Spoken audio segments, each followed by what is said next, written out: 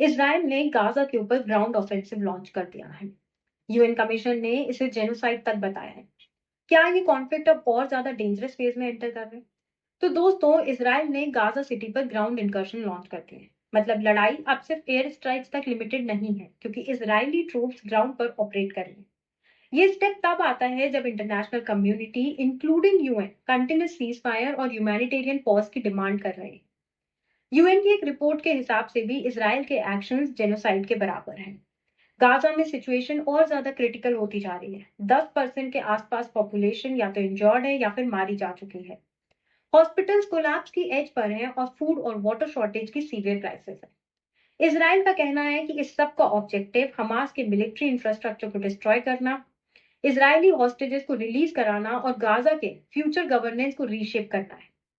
Israel बार बार Gaza के citizens को warning दे रहा है कि वो वहां से इवैक्यूएट कर लें, लेकिन यूएन का मानना है कि ये एक मास डिस्प्लेसमेंट बन सकता है। Talking about it's global impacts, इस इवेंट का इम्पैक्ट सिर्फ मिडिल ईस्ट पर नहीं होगा, बल्कि पूरी दुनिया पर होगा।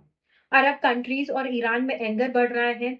यूएसए और यूरोपियन अलाइज पर प्रेशर बढ़ रहा है कि वो इसराइल को स्टॉप करने के लिए फोर्स करें। वहीं रीजनल इंस्टेबिलिटी की वजह से ऑयल प्राइसेस और ग्लोबल इकोनॉमी अफेक्ट होगी। इस पूरे इवेंट की वजह से अब पीस टॉक्स और ज्यादा टफ हो जाएंगे, क्योंकि ट्रस्ट डेफिसिट डीपन हो गया है। ये कॉन्फ्लिक्ट अब एक ह्यूमैनिटेरियन कैटेस्ट्रोफी बन चुका है। ये सिर्फ मिलिट्री एक्शन का नहीं, बल्कि सर्वाइवल और डिप्लोमेसी का भी टेस्ट है। आपको क्या लगता है कि इस कॉन्फ्लिक्ट का सल्यूशन मिलिट्री एक्शन है या फिर डायलॉग ही एक रास्ता है? कमेंट्स में अपना ओपिनियन जरूर बताएं।